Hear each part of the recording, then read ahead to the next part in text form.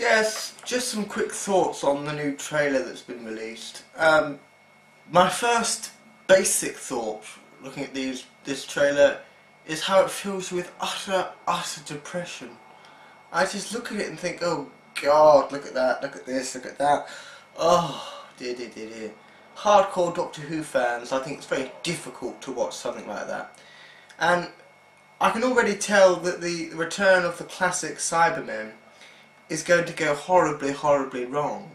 I mean, the fact that a Cyberman would suddenly turn his head like that, you know, that's not how they used to be. I mean, if you're going to bring something back, bring it back as it was, because, you know, they didn't suddenly change, you know, from the 10th planet. They didn't suddenly just change to be slightly different.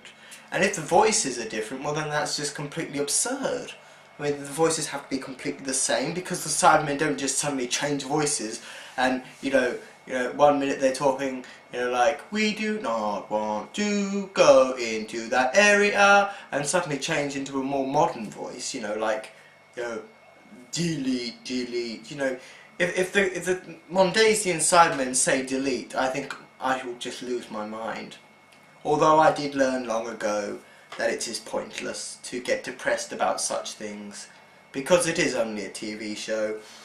And you kind of hope that, you know, the people running Doctor Who these days can only go so far with, you know, totally and utterly damaging this programme from my youth.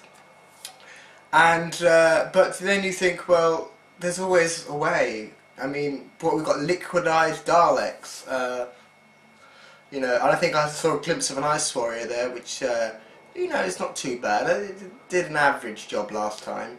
Now there's this character who I don't know. I mean, I don't seem to have come across him before.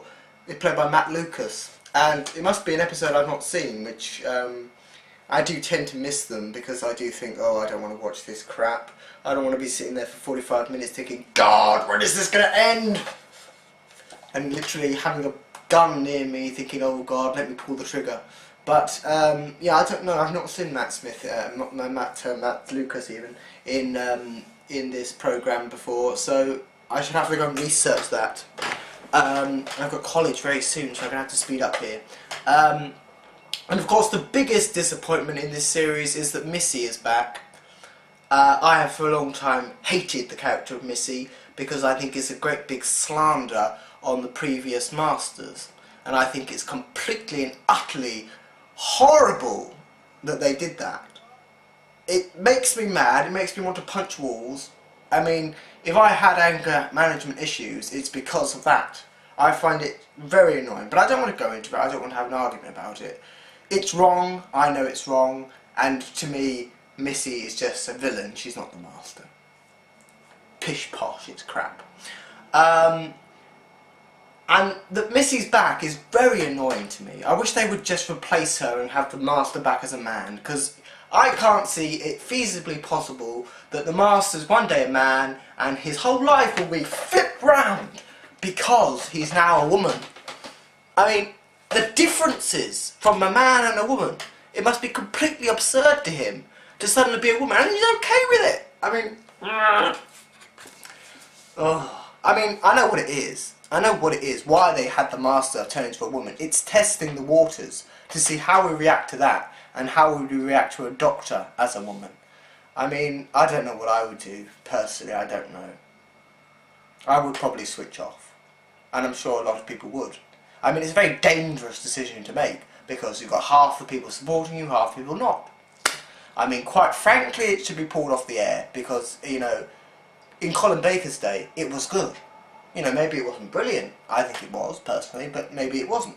But what we have now is just total and utter turd. So, why it's still on the air? Frustrating. It is. Very much so. So, from the, I mean, I'm never excited about these trailers, but I watch them anyway.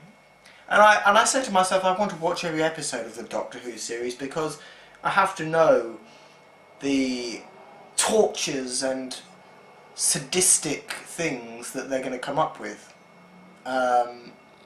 It is sadistic. People may laugh at that, but it is sadistic. The stuff they come up with is completely and utterly nuts.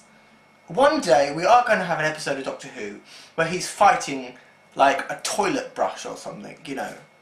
It's because Stephen Moffat's mind is so completely twisted that he comes up with these absurd things. I mean, you know, making the Master a woman, I mean, how utterly is that? You know, it's fucking over your head. It's nuts. It hurts. It is a knife in the heart when you have things like the Master turning into a woman. Because for years and years and years, I've been watching this programme, enjoying particularly Roger Delgado as the Master, and enjoying all the crafty things he did, the laugh and his manipulation and his relationship with the Third Doctor, and the way that, you know, the Master kind of wanted to kill him, but not really, because, you know, they were friends originally. Well, that's what I think anyway. And that whole loving atmosphere is completely turned over because of the Master turning into a woman. I mean, perhaps we should expand on the Cybermen issue, because that is quite a big thing. The classic Cybermen from the 10th Planet are coming back. Apparently they fly. Another sadistic point of view. I believe they did fly in the episode with Missy and the black man who was going out with Clara. I believe they did fly in that one, didn't they? But it's again something that is completely wrong, because the Cybermen in the 10th Planet did not fly, and so how did they suddenly get that ability? You know, it's like saying a man doesn't wake up one day and suddenly he can drive a plane.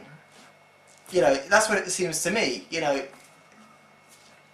did they just not fancy flying on the day when they're in the 10th Planet? I mean, wouldn't that be awful? In the 10th Planet they were flying. But, yes. I think every time you bring back a classic monster, there is a large percentage, possibly 80–90%, that it is going to go horribly wrong. I think there were a couple that didn't. The Ice Warriors weren't too bad. There was another one. The Sontarans, could you say that they were good?